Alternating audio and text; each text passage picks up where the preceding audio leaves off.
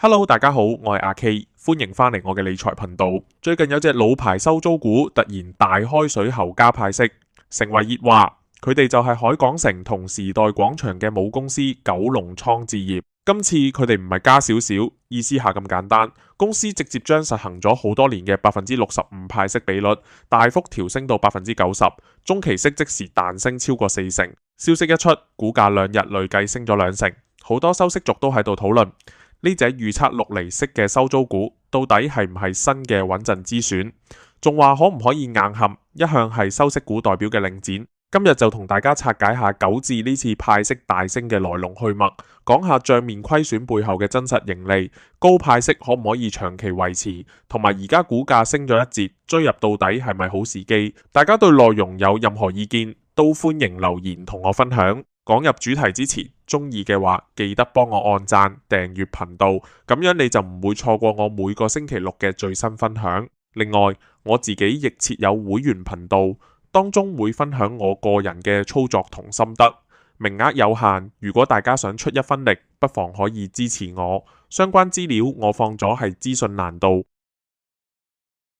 好啦，我哋正式開始。首先同大家理清一樣最容易誤導人嘅地方，上半年公司賬面錄得1.76億元股東應佔虧損，睇落好似蝕緊錢，但呢個虧損主要係因為35.47億港元嘅非現金物業重估減值，純粹係會計賬面數字，完全唔影響公司真正嘅營運現金流。如果扣走呢部分，反映真實業務質素嘅基礎淨盈利，其實按年逆市升咗6%，去到33.11億元。呢個先係公司真正賺到嘅錢，亦都係今次咁大手加派息嘅底氣。正因為盈利夠穩，管理層先敢將派息比率一下拉到90%。今次中期每股派0.94元。如果下半年維持同樣力度，全年每股股息有望去到大約1.95元。按最近幾日收市價計，預測股息率超過6厘，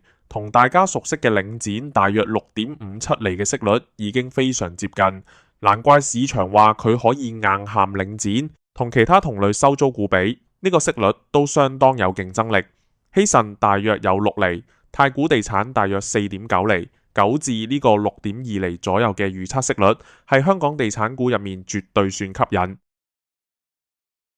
好多人一定會問，突然將派息比率拉到90%，到底可唔可以長期維持？唔會係1-2年之後見唔對路，又減翻落來啩？其實公司已經表明呢個係長遠策略，既然正式調整咗，就唔會貿然又改反。但講到底，派息可唔可以持續，最終睇盈利表現，唔係淨係靠提高派息率撐住。如果賺唔到錢，就算話派100%都冇用。咁九置嘅盈利底子夠唔夠硬淨呢？咁我哋就要分開睇佢旗下唔同物業嘅表現。最強嘅當然係旗艦海港城，受惠高端消費同旅客持續回流，預計商場零售額按年升大約15%到16%，跑贏香港整體大約9.6%嘅零售增長。而且海港城主打的奢侈品同高端消費，受港人北上消費，網購嘅衝擊相對細好多。抗跌力係眾多商場入面最強嘅一批，除咗商場，酒店業務都係一大穩定支撐。旗下馬可圖羅同美麗酒店入住率維持理想，旅遊業復甦之下，呢部分盈利持續有貢獻，分擔咗零售市道波動嘅風險。不過唔係所有資產都咁樂觀，時代廣場同荷里活廣場表現就相對疲弱。當中時代廣場上半年整體收入按年跌咗12%，呢部分都要管理層諗辦法調整策略去改善。負債方面，集團目前淨負債大約292億元，雖然唔算低，但係核心物業現金流穩定，暫時唔會對派息構成太大壓力。展望未來，分析師預計今年基本盈利有大約5%到6%增長。未來2-3年如果冇大環境突變，利潤都可以維持4%到6%嘅中單位數增長。盈利慢慢升，派息就有條件每年跟住升少少。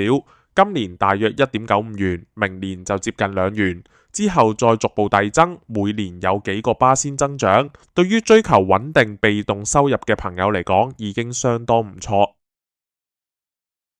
講到投資操作角度，有一樣大家一定要特別注意，受派息消息刺激，股價已經累計升咗2成，呢個利好消息其實已經反映咗一大部分，所以普通投資者唔好太心急高追，消息熱度過後，好大機會出現調整，到時候再慢慢部署會穩陣好多。至於合理價值推算，如果市場俾大約5.5厘嘅合理股息率，假設全年派息1.95元，九字合理目標價大約係34到35元，相比現價仲有大約8%到10%嘅上升空間，但係唔會有爆發式嘅升幅，本質上都係穩陣收息嘅選擇。其實呢單新聞亦都反映咗而家香港收息股嘅新格局。以前大家講收息股第一時間諗領展，但係隨住領展本身業務同整個民生零售環境轉變，市場上越來越多唔同類型嘅高息選擇浮現。九字靠住高端消費同旅客主導嘅資產，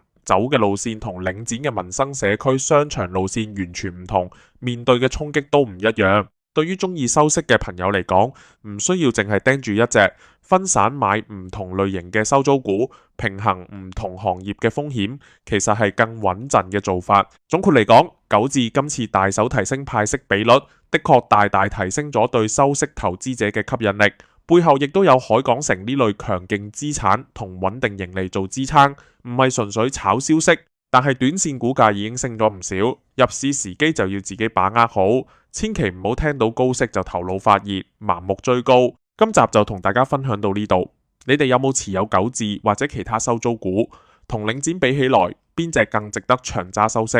歡迎喺留言區同我分享你嘅睇法。多謝大家收聽，我哋下一條影片再見。